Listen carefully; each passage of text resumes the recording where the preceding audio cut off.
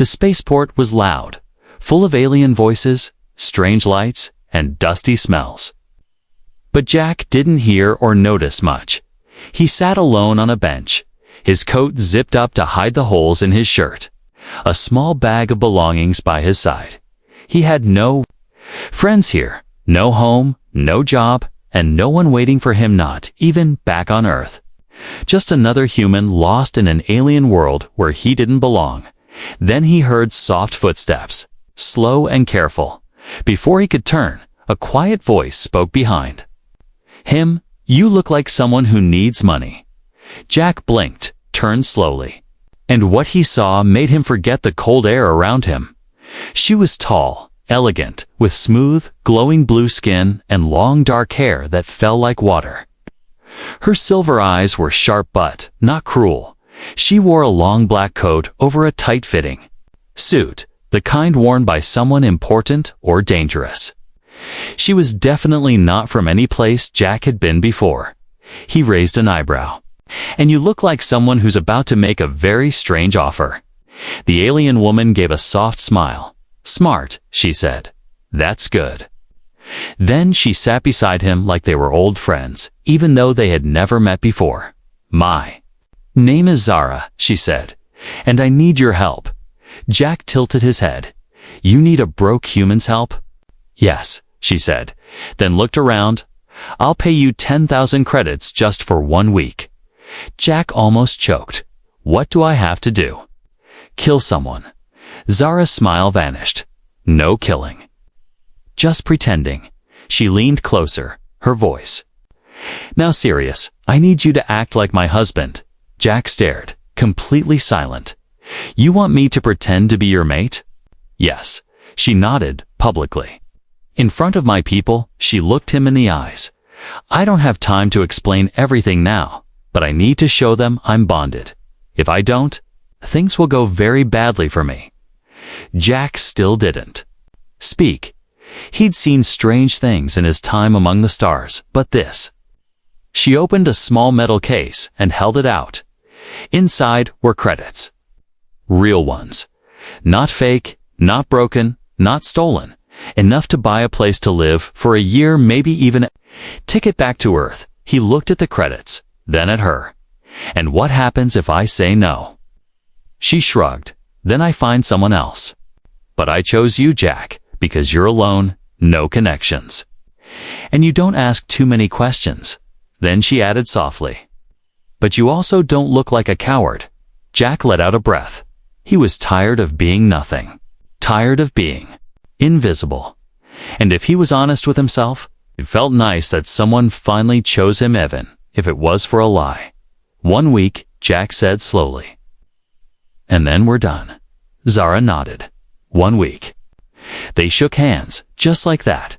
Jack was no longer a nobody. Now, he was the mate of a mysterious alien woman with secrets deeper than the stars. As they stood up to leave the spaceport, Zara handed him a data chip. "Everything you need to know is on this: how we met, how long we've been together, where we live." Jack tucked it into his pocket and followed her through the glowing halls. Everyone stared. Some whispered, some sneered. But Zara didn't flinch, and Jack, for the first time in months, held his head a little higher. Final line episode cliffhanger. As they reached the entrance of a tall alien tower, a guard scanned Jack with glowing red eyes and asked, "This is your chosen bondmate?" Zara didn't even blink. "Yes, he's mine." But Jack noticed something in her tone, a crack of fear, and maybe something else too. The alien tower was cold, tall, and made of black stone that shimmered in the light. Jack stood beside Zara at the entrance. His heart beat loud in his ears. Guards stared at him with strange eyes, some curious, others hostile. He could feel it already. He was the outsider here. Zara didn't say a word as they walked past the guards into the hall. The walls inside glowed with moving patterns, lines that pulsed like living veins. Everything felt too clean, too silent, too perfect, and Jack felt Like he didn't belong, he adjusted the collar of his new coats. Sarah had given it to him to help him look official. It still smelled like her perfume, something floral and electric. He didn't know why that made his chest feel strange. They entered a large, round chamber where alien nobles stood in circles, sipping strange drinks, speaking in sharp clicks and soft hums. At the center was a throne-like platform, empty for. Now, everyone turned to look as Zara stepped in with Jack at her side. She didn't blink, didn't slow down. She held his hand tightly and walked straight into the center of the room. A tall alien woman with red skin and gold armor stepped forward, her eyes narrowed at Jack. "So, this is your mate Zara," she said, almost laughing. "He looks fragile." Zara's voice was calm. "He is strong where it matters." Jack didn't know if that was a compliment or not, but he held his chin up and stayed silent. Another alien stepped closer, a male this time, tall and with sharp teeth. He sniffed the air around Jack. "He smells human," the male said with disgust. "Because I am," Jack answered, not blinking. A few nobles chuckled, surprised by the human's calm. Reply Zara leaned in and whispered, "Good. Keep that fire." "Don't show fear," Jack whispered back. Wasn't planning to. Suddenly, a deep tone echoed through the hall, a gong, heavy and ancient. Everyone turned to the platform as a regal figure entered the high matron, dressed in flowing white robes with glowing threads. Her face was covered by a silver mask, and her voice echoed with authority. "Zara of House Solari," she said. "Step forward with your bondmate." Zara nodded and pulled Jack gently toward the front. The high matron looked at them both, her voice steady. "You claim to be bonded. Yet no one here has seen this human before." "Explain." Zara bowed slightly. "We bonded in the outer colonies, in secret. To avoid interference, there were whispers around the room. Some doubted her. Others looked intrigued, and this human agrees." The matron asked, turning to Jack. Jack nodded. "Yes, we're together." His voice was calm but inside. He felt like he was standing on a sharp edge. The matron tilted her head. "Then you must prove your bond. Tomorrow, we hold the test of connection." Zara flinched slightly, but only for a second. Jack asked, "What's the test?" "Your minds will be linked," the matron said. "Only true mates can pass it." Then she added, "If the bond is false, the pain will break you both." Jack felt a cold chill. Zara bowed again. "We accept." But Jack could feel her hand shaking ever so slightly in his. They were escorted out of the chamber into private guest quarters. Once inside, Jack turned to her. "What was that test?" "You didn't say anything about that?" Zara looked down, her voice soft. "I didn't expect them to demand it so soon." Jack folded his arms. "Is it dangerous?" She nodded slowly. "It links thoughts, emotions, memories. If there is no real connection, the mind fights back. It can cause pain, even damage." Jack sat on the edge of the bed, thinking hard. "I'm not trained for this," he said. "I know," she whispered, "but you've already done more than I hoped." 4. Then she added something that surprised him. "You stood tall in front of them. You didn't let their words crush you. That matters here." Jack looked up at her. "I'm not here just to play a part," he said. "I don't like being used. If I'm risking my life, I want to know the full truth." Zara was quiet for a long moment. Then she walked closer, sat beside him, and finally said, "My family wants me to marry someone I hate. For power. This is my only way out." Jack nodded slowly, understanding now. "And me?" "You're my shield," she said quietly. "But maybe more." Their eyes met. The silence between them said what words could not. Neither of them expected it, but something real was growing, even inside the lie. Final line episode cliffhanger. As they rested, a hidden camera above their room blinked red, and far away, A voice whispered, "The human knows too much. Eliminate him before." The bond test. Jack stood at the mirror, trying to adjust the collar of the formal robe Zara had given him. It was alien-made, sleek, and shining, but tight in all the wrong places. He sighed, pulling the collar again. "I look like a polished fruit." From behind him, Zara smiled faintly. "You look acceptable." He turned and looked at her. Hand froze for a moment. Zara wore a flowing black gown with silver threads that shimmered when she moved. Her long dark hair was braided with tiny glowing stones. She looked powerful, confident. But something behind her eyes looked tired, worried. "Tonight," she said, "we attend the Unity Feast." Jack raised an eyebrow. "Sounds fun." She shook her head. "It's not, but it's important. Every noble will be watching us sexually. The ones who want us to fail?" Jack nodded.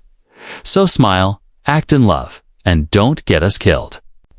Zara touched his shoulder gently. Exactly. The Unity Hall was massive, round, tall, glowing with soft white light. Alien nobles filled the room, each dressed in ceremonial colors, whispering in different tongues. The scent of spices, oils, and flowers filled the air, but it couldn't hide the tension underneath. As Jack entered with Zara by his side, all eyes turned to them. Some smiled politely, others narrowed their eyes. The human had become the center of every quiet conversation. Some called him a fool, some called him dangerous, but no one ignored him now. Zara leaned in and whispered, "Stay close to me. Don't drink anything unless I hand it to you." Jack smirked. "That's comforting." But he obeyed, staying by her side as they moved through the crowd like a wave through still water. They met a few nobles. Zara introduced Jack with fake stories about how they met on a research moon. Jack followed her lead perfectly, smiling, nodding, even joking once or twice. But behind every smile, he could feel the weight of eyes watching and judging. Then, a tall alien male approached, his skin pale silver, eyes sharp like broken glass. Zara's body tensed instantly. "Lord Zarin," she said, with a tight nod. "Zara," he said smoothly, ignoring Jack completely. "So this is the human you chose to shame your bloodline?" Jack stepped forward, offering his hand. "Jack, nice to meet someone so subtle." Zarin didn't shake his hand, but his lip curled slightly. Zara spoke quickly. "We are happy. Us. That's all that matters." Zarin stepped closer. Too close. "You always did like strange toys, Zara, but toys break easily." Jack's smile vanished. "Try me." Zara gently placed her hand on Jack's arm. "Let's go." They walked away, but Jack could feel Zarin's eyes burning into his back like fire. Later that night, Jack stepped out onto the balcony for air. The stars above were strange, sharp, and cold. He looked out in silence, then heard footsteps behind him. He turned, expecting Zara, but it was someone else, a young alien servant, eyes wide and nervous. "I was told to give you this," the servant whispered, pressing a small device into Jack's hand. Before Jack could ask anything, the servant turned and ran into the crowd. Jack looked at the device, lit up with a single message. "You are in danger. They plan to kill you before the bond test. Trust no one." His stomach twisted. He turned to re-enter the hall, but found Zara already rushing toward him. Her face pale. "We need to leave," she whispered urgently. "I was just about to say the same." Jack replied, holding up the device. Zara stared at it, shocked. "Who gave you this?" "No idea," he said, "but I believe it." They left the feast quickly. Making excuses to the guards back in their quarters, Zara locked the door and turned to him. "This wasn't supposed to happen this fast." "Shh. They're rushing it." Jack's voice was cold now, steady. "You need to tell me the full truth. Now, no more pretending." Zara looked away, ashamed. "I thought they'd ignore you. But your strength, your boldness, sits, making them nervous. She walked toward the window, looking out into the alien city. They think you're more than just a fake husband. They think I've fallen for you, and that makes me dangerous to them. Jack stared at her, heartbeat heavy. And have you? He asked quietly. Zara turned slowly.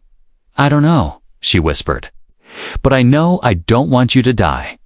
They stood in silence again, two strangers brought together by lies, and something real growing between them. Zara stood near the window, arms crossed, her silver eyes staring at the dark sky outside. Jack sat on the edge of the bed, slowly spinning the small warning device in his hand. The words kept repeating in his mind. You are in danger. They plan to kill you before the bond test. He looked up at her. You haven't slept in 2 days. Zara didn't answer. I know you're scared, Jack added softly.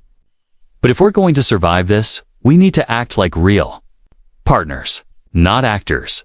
Zara finally turned around, her voice low.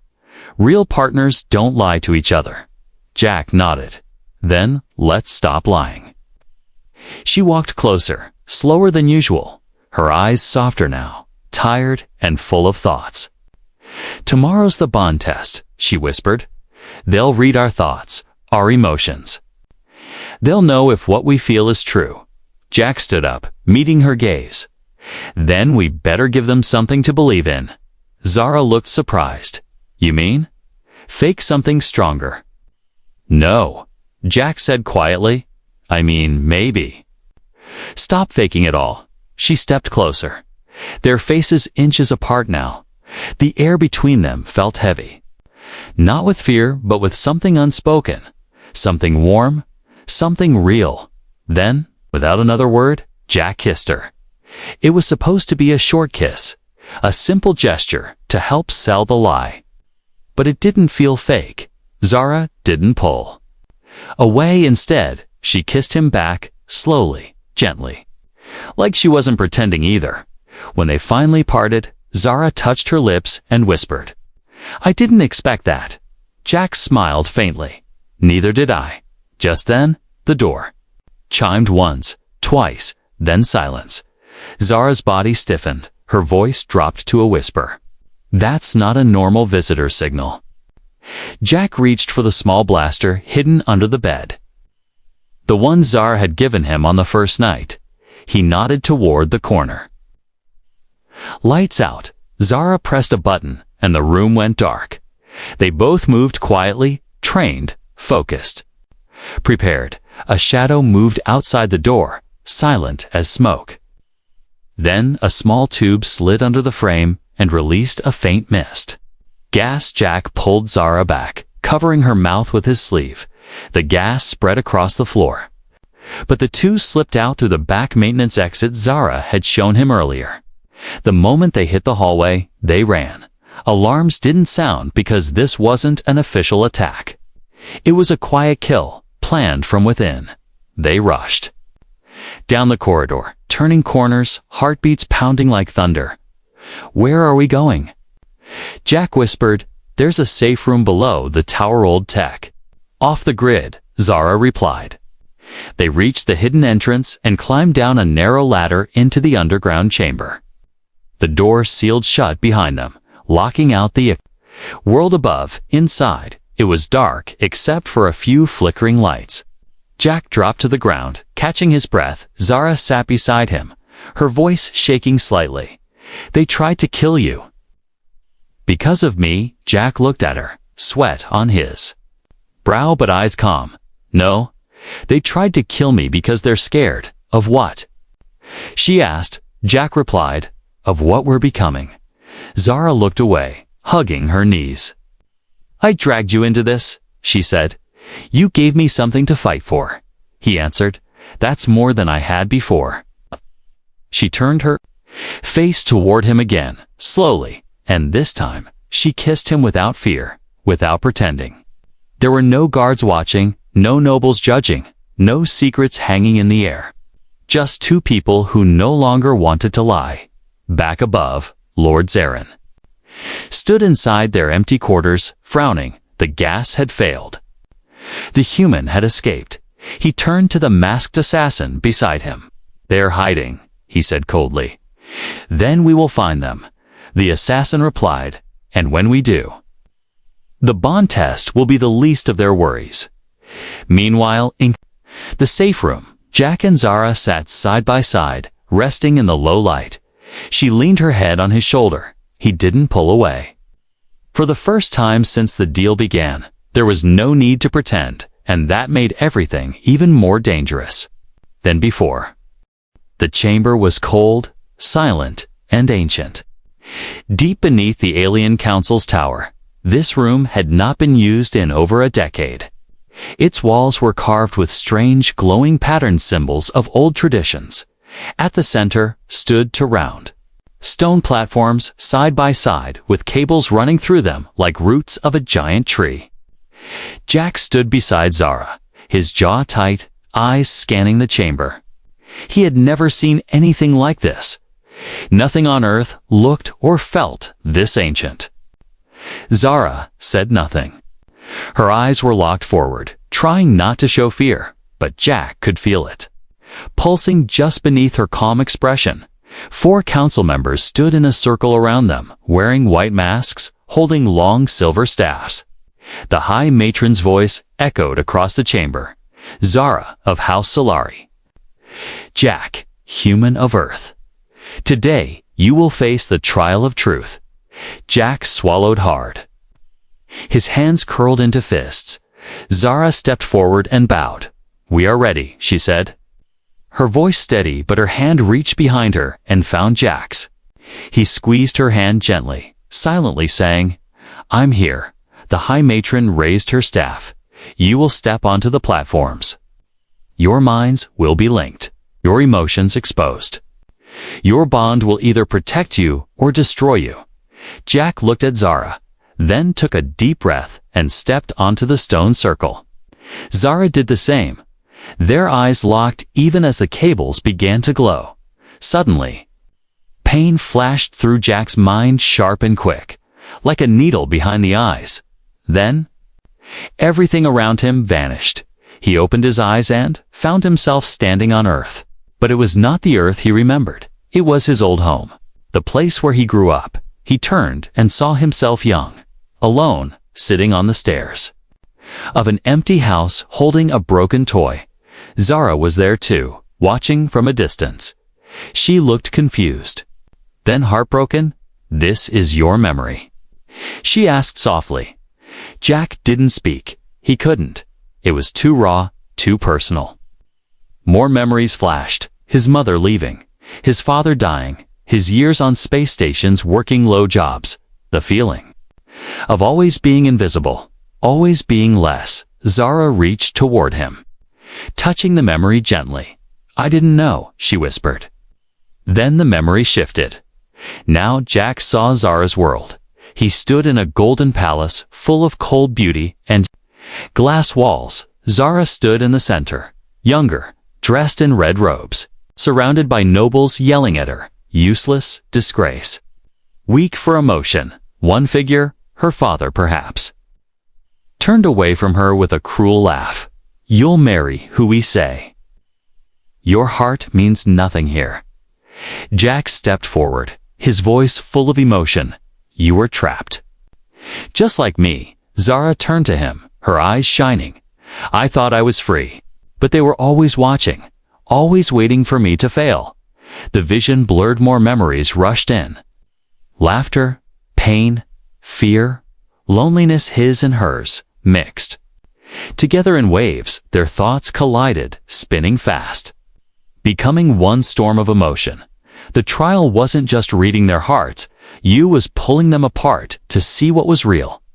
And Jack was drowning in it. Suddenly, Zara grabbed his hand. The storm slowed. The spinning stopped. In the middle of it all, she held on to him. "I'm not afraid anymore," she whispered.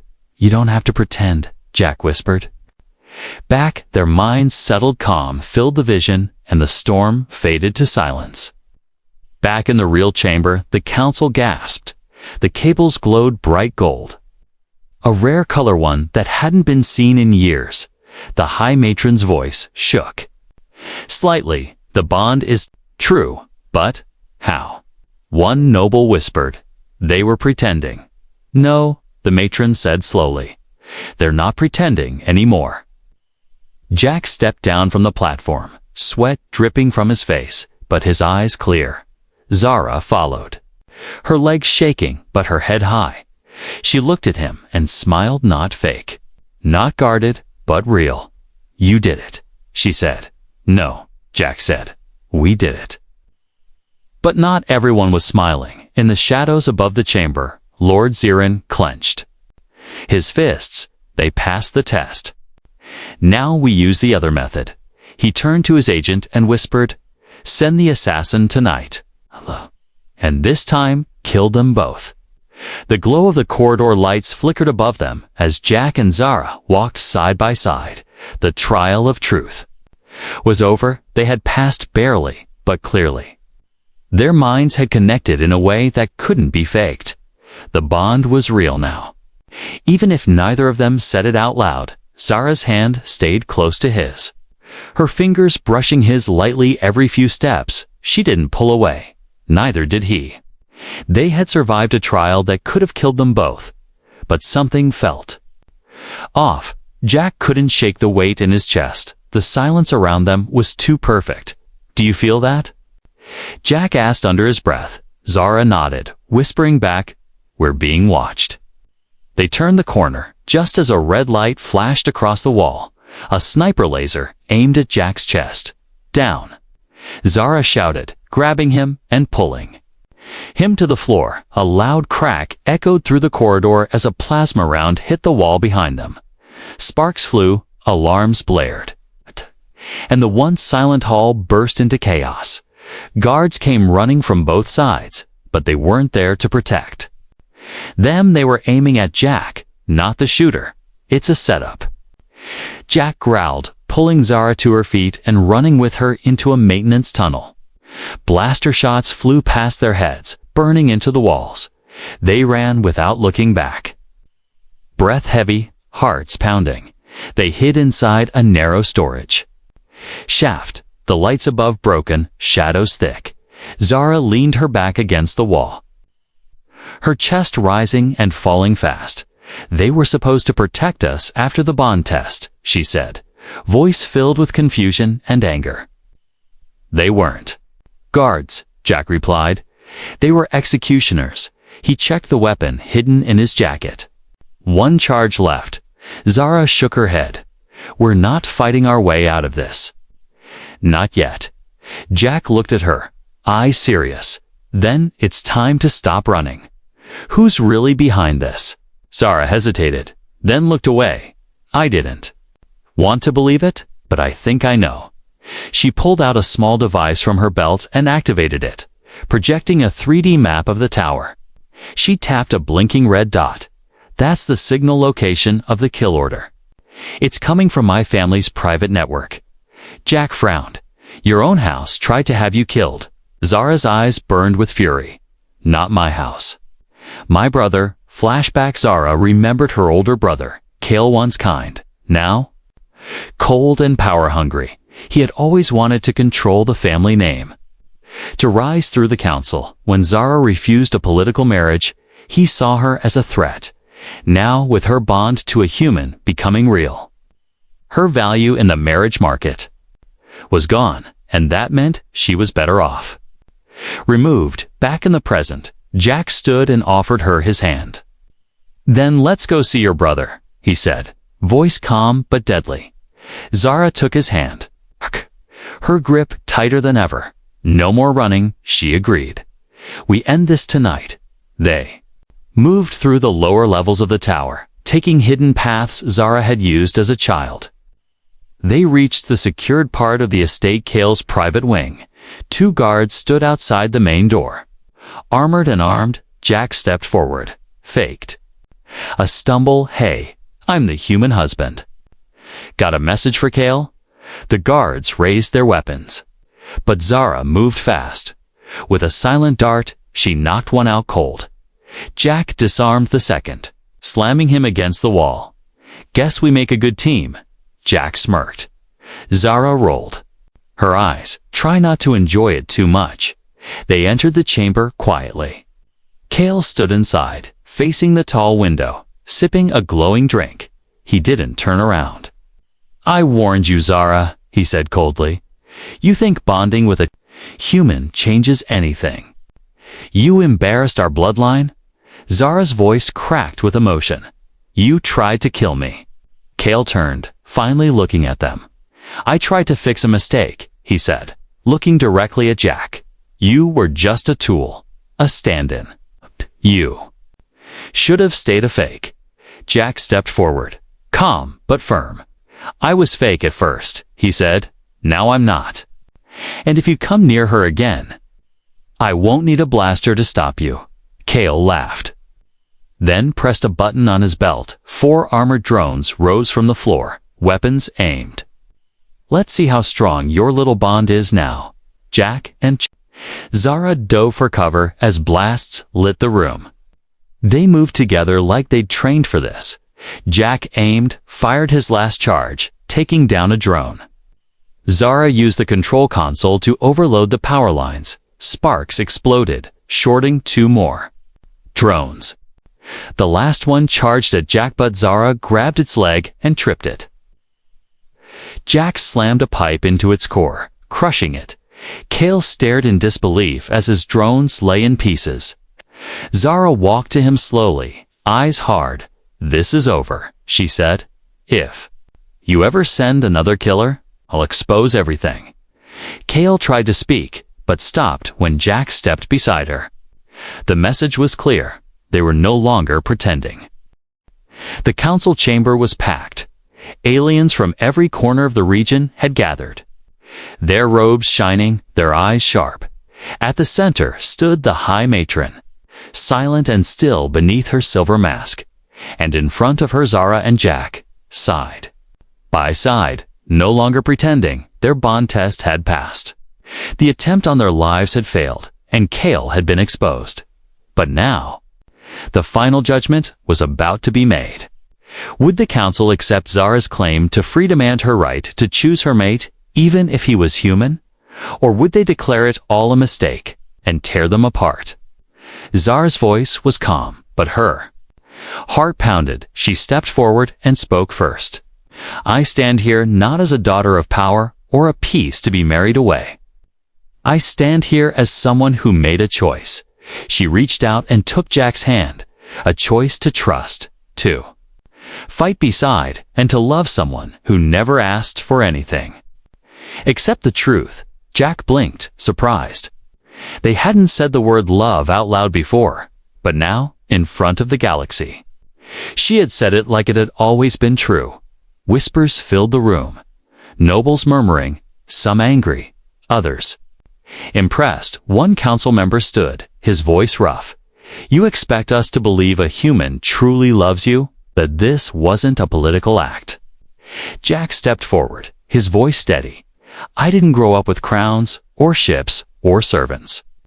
He said, I grew up with silence. With being ignored, people walking past me like I wasn't there. He looked at Zara, then at the room. She saw me. Not because she needed a body to fill a role, because I treated her like a person. I didn't lie to her, and I never will. The room fell silent again. Zara turned to the High Matron. I am not asking for approval, she said firmly. I'm taking what I was born with, the right to live freely. The High Matron rose from her seat, the silver threads of her robe glowing faintly. The chamber held its breath. Then, she said in a calm, deep voice, the council has voted. A pause. By majority, Zara of House Solari retains her freedom, and her bond to the human is recognized. Gasps rang out across the chamber, some in anger, some in disbelief. But for Zara and Jack, there was only silence, and then a breathless smile as their hands tightened together. They had won, not through war, not through blood, but through trust. And something much harder to fake than any performance, real connection. Later, in a private garden above the tower, Away from all eyes, Jack stood beside a fountain, watching the stars. Zara walked out quietly, now wearing a soft white dress. Instead of royal robes, no titles, no pressure, just her. She stepped behind him, her voice soft. "You didn't have to come with me, you know?" Jack smiled. "You paid me once. I think I'm still working off that debt." She laughed. "If I paid you again, would you stay?" Jack turned to face her. Serious now. "I'd stay even if you had nothing." Zara's eyes softened. "Even if I'm still figuring this out." "Yes," he said gently, "because I'm figuring it out too." They stood close, hands brushing again. Hearts steady this time, Zara reached up and cupped his face. "You were supposed to pretend," she whispered. Jack smiled. "I stopped. Pretending the moment you looked at me like I mattered." She kissed him then, not for a counsel, not for a plan, just for them. It was soft, slow, and filled with everything they hadn't said until now. Not just survival, not just protection, but love. Real and growing. Something neither of them had expected to find in the middle of a lie. Meanwhile, elsewhere in the shadows, a hooded figure watched a screen. The image of Jack and Zara, frozen mid-kiss. A mechanical voice whispered, "They won this battle." But peace never lasts. "Begin phase 2. Another voice replied, "Yes, Director. The human's influence is growing. The galaxy must not forget what they are capable of." Final scene, fade out. Back in the garden, Jack and Zara sat. Under the stars, the wind was quiet, the night peaceful. They didn't speak anymore, they didn't need to, because what began as a deal had become something they both believed in. Not just pretend, not just survival, but something real. And finally, something theirs.